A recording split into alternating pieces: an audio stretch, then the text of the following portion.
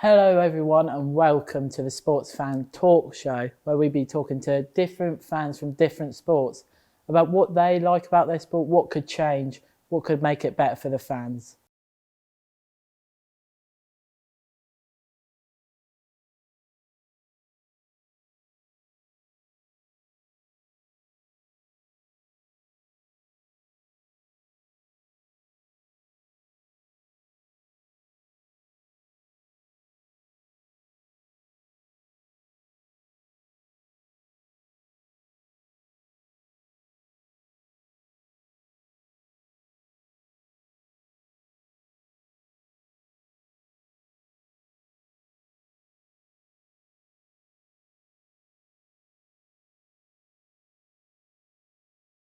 Hello, Harry, welcome to the show. Hello, thanks for having me on your show. So, you're here to talk about F1. I am. So, my first question to you is how did you get into your sport? I'd probably say during 2020, I'd always used to watch races when growing up, but when I actually proper got into it was in 2020.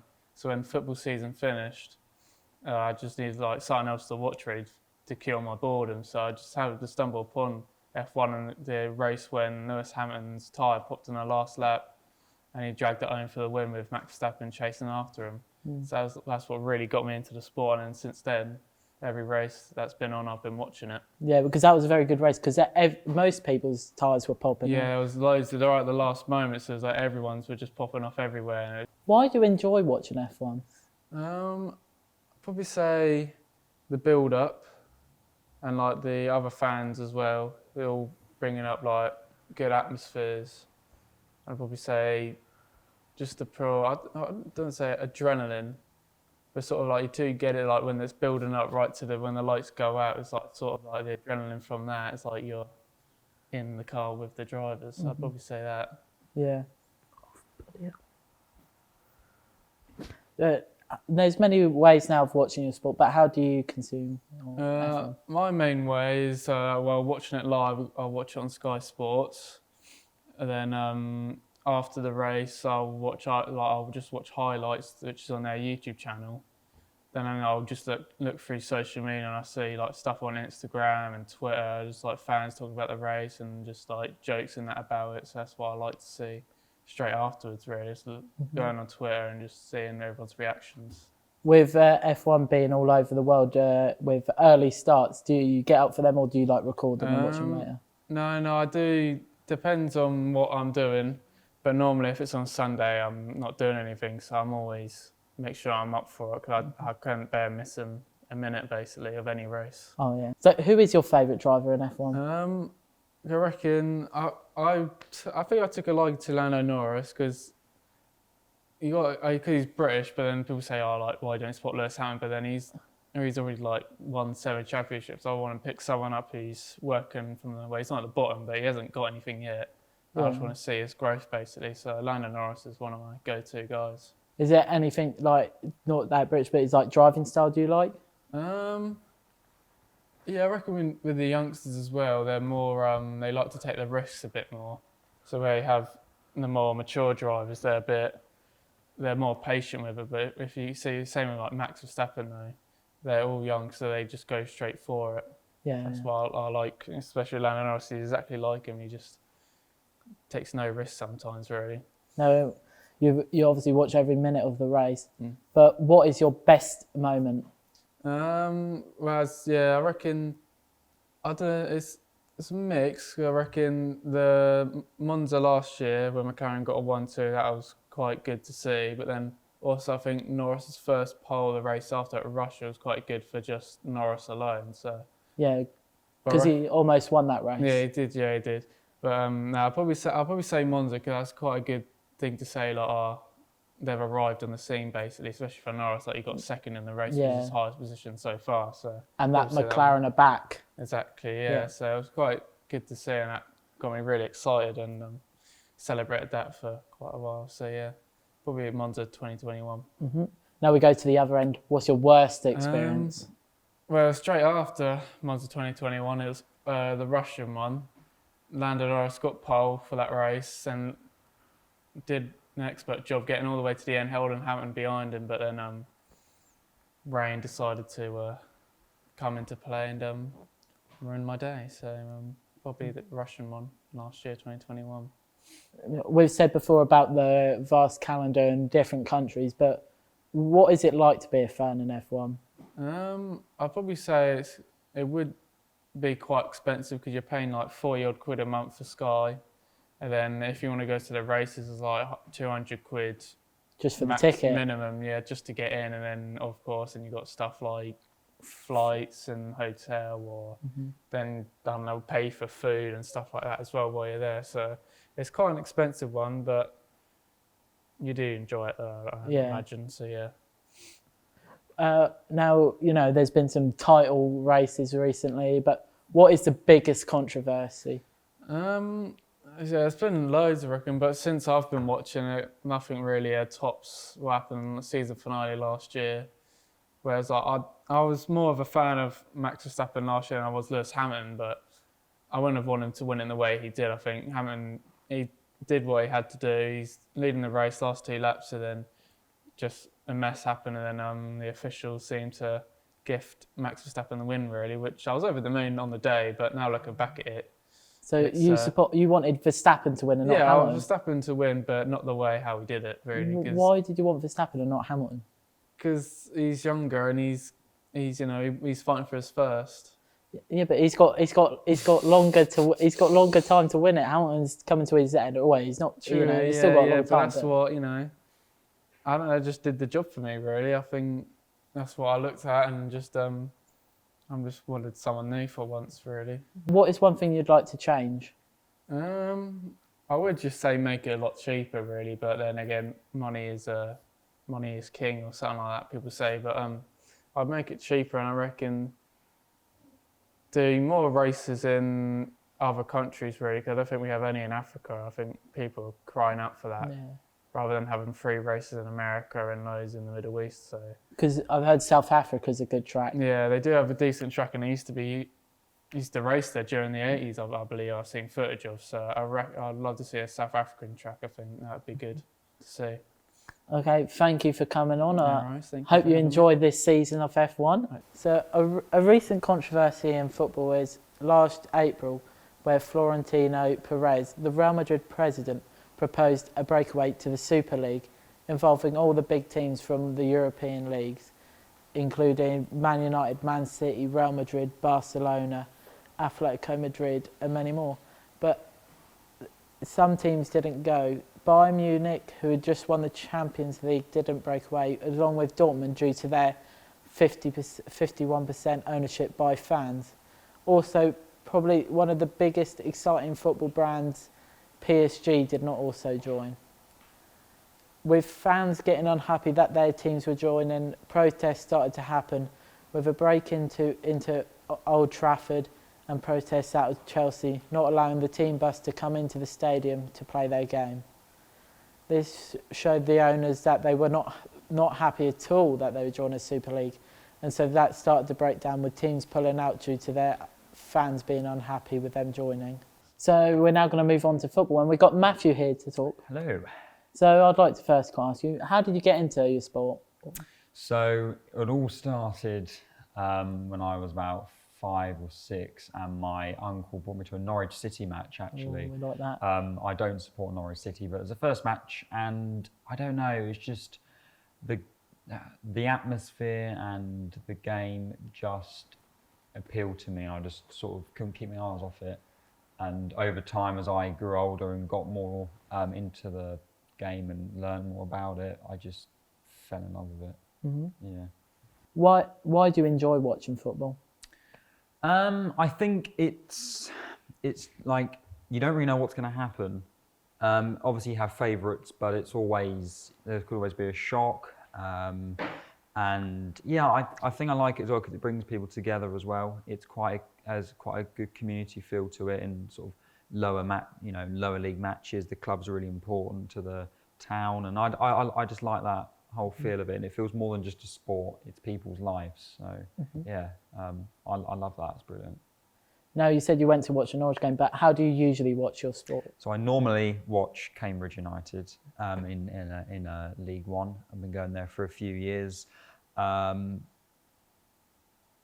trying to think. I have watched the Premier League before as well. But yeah, I mainly just watch Cambridge. Do you go to the games? I do. I go probably every other home match Oh, when, yeah. when I can, and any big away matches. Haven't got a season ticket, but I could next year. But yeah. You might as well if you go every other one. Exactly, yeah, Yeah. it is true. It is kind of good as well because you get first game, sort of quite important on the ticket list. Yeah. So who is your favourite player of football? Oh, what a question. I'd probably say that it's a really, really random one. No one will know who it is. He's called Leon Legg. And he used to play for Cambridge, and because I used to play football as a defender, I'd always look up to him. He wasn't nothing special, as I said, no one's heard of him, but I think because I looked up to him. In terms of people that probably would know, I feel like Wayne Rooney is quite a inspirational player. He's quite a nice guy as well, so I'd probably recommend him. Doing a good job. Well, he's doing all right at Derby. I'll tell you what. With the circumstances. Yeah, under the circumstances, he's done a really good job because the fact that people were questioning that they could stay up is big, considering they're on minus 12 points. Yeah. So yeah, full credit to him. Yeah. And he was offered the Everton job, but he said probably no. linked to the Burnley job as well. But no, he said no. He's very loyal. Yeah, a lot of respect. No, you say you go to a Cambridge match, but what is your favourite experience of watching football? I think the most obvious answer to say is when they score, because it's quite a memorable moment. But I feel like just the singing and just being with everyone, that always sticks with me, and that makes me want to come back. Sometimes I like it more than the football. If the football match isn't good, I'll remember being with the fans. So yeah, the fans are probably at the top. Do you have a best moment? Bit magic. I do support Cambridge, so magic is limited. But you've had a very good season. We have had a good season. I'll probably say the magic was going to Cheltenham and beating them 5-0. I don't think anyone was quite expecting that. And Wes Hoolahan's just magic, full stop. Yeah. Really, he's provided. See, he doesn't score a lot of goals, but he's always around. He's giving them little touches off in the middle, and he's a great contributor to the goals. He's creating the goals. He is, yeah, and he will be missed. So I'll probably say he was the most magical, memorable person, and he will be missed. Yeah. He's retiring or leaving. Now we go to the other end. What's your worst experience watching football? I think I've never experienced it, but as a Cambridge fan and as like a club, I'd probably say this guy got beaten up by a bunch of Southend fans a few years ago, and he didn't die, but he became paralysed. He couldn't speak. He couldn't get out of bed, and just to hear that you hear it with other teams as well. So I feel like that's the bad side of football, and when it happens to your club, it does hurt. Actually, it's quite sad. But there we go. You get quite passionate. That's how it is sometimes. Now, what is it like to be a fan in general of football? I think it's pretty amazing, to be honest with you. Obviously, I quite liked when the Super League was, being proposed, that everyone was against that. We've got the Champions League, because the whole point of the Super League was to have big teams against each other. But there's no relegation, I heard. So I see no point in it. It's also it is going to ruin football, and we've got the Champions League, so absolutely see no point in it. Sort of going back to that, but what's a recent controversy that's happened in football? There was something about they're going to be expanding the World Cup or something. Yeah, I heard Arsene Wenger said could be every 2 years. Yes, I saw, which I think would just be silly because there's enough games on as it is, and it would lose the magic every 4 years. England disappoint you, but. And also, I'd probably say Sean Dyche being sacked was quite a controversial thing, even though Michael Jackson has done... and Ben Mee. Yeah, have done very, very well. I mean, they're out of the relegation zone at the moment, aren't they? Yes. So, they are doing pretty well. But I think there's still a bit of Sean in that team. Yeah, So, it's got a good stability about it, and they give everything. Yeah. I think they're honouring Sean Dyche is like his legacy at Burnley. Yeah, they just sacked him. There was no message from him or anything. Like, he's there for like almost 10 years. Because I feel if they kept him on and didn't sack him, they still would have won them games. Yeah, exactly. Yeah, And they probably would be further up, you know. it is true. And you got to remember that the board gave them absolutely nothing to work with. You know, the amount of funds they got, it was absolute nothing. So with what he had, he'd done a very good job. Okay, thank you, Matthew, for coming on. Thank you, Adam. You know, you've been really good, so Thank you. thank you very much. You're very welcome. In rugby, over the past few years, there's been law changes to high tackles to prevent players from getting contact to the head, causing them serious injury. These new laws are brought in to be harsher on the tackles of high, including more red cards and yellow cards than we've ever seen before. With referees now being made to give big decisions to send players off in big matches, even though they need to because the tackles are high and that's what they're told to do. This has made some fans unhappy with players being wrongfully sent off or rightfully sent off. Things get split up into a big conversation and it's all down to the referee, his interpretation of the law. Hello Sophie, welcome to the show. Thank you. You come to talk about rugby. I have indeed. So, you know, just give us an introduction. How did you get into sport? So I first got into rugby by watching it with my dad when I was very little. I think I was like 8, 7, that kind of age. And then when I was a little bit older, around about 11, my dad tried to encourage me to start playing it. So that's where my love for it really, really grew because I started playing it more. What team did you start off playing for? I started off playing for, oh gosh, I can't even remember now. It was like a junior team. I think it may have been here in Bury. Ooh. I don't entirely remember. That's really bad, I know. But I played for Thetford and Swaffham for a long time, which was awesome. Why do you enjoy watching rugby? I just enjoy the atmosphere of watching it, especially if you're down the pub or with a big group of your family watching it. You can all just sit there and scream at the TV.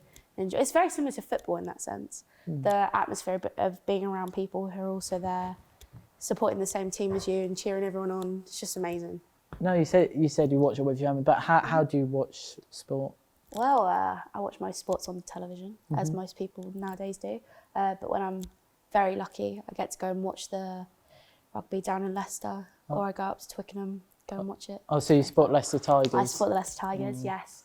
One of my friends has tried to convert me to become a Harlequins fan. Now, you know, who is your favourite player? I'm a bit basic, I'm not going to lie.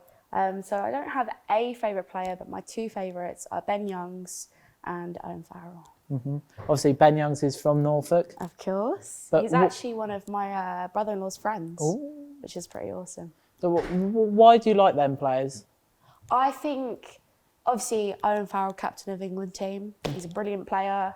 You cannot get anyone who's better at doing conversions. Best man in the world, for me personally. Ben Youngs, obviously, I've heard a lot about him when he was getting himself up there towards professional rugby, and he is more of an inspiration for me than anything. The way he went from being a young lad in Norfolk to being an international player. What's your favourite experience of watching rugby? Of watching rugby? This is it's quite funny. It has to be, so my nan, bless her, she's a very old lady, but she loves rugby. And the best experience is going over to her house and watching England versus Scotland because she's Scottish, but she supports England. It's very weird. Traitorous. It's very strange. But she just sits there in a little armchair and goes, go on boys, get them. It's best thing ever. But what's your favourite moment in sport, like thing that's happened? It's got to be last minute tries. Always. Or just like if you get an early game try as well. I remember during the last World Cup, I can't remember exactly who we were playing against in it. In New Zealand, we got a very early try. We got a very, very early try, but there was one, I think it was in the first 8 minutes.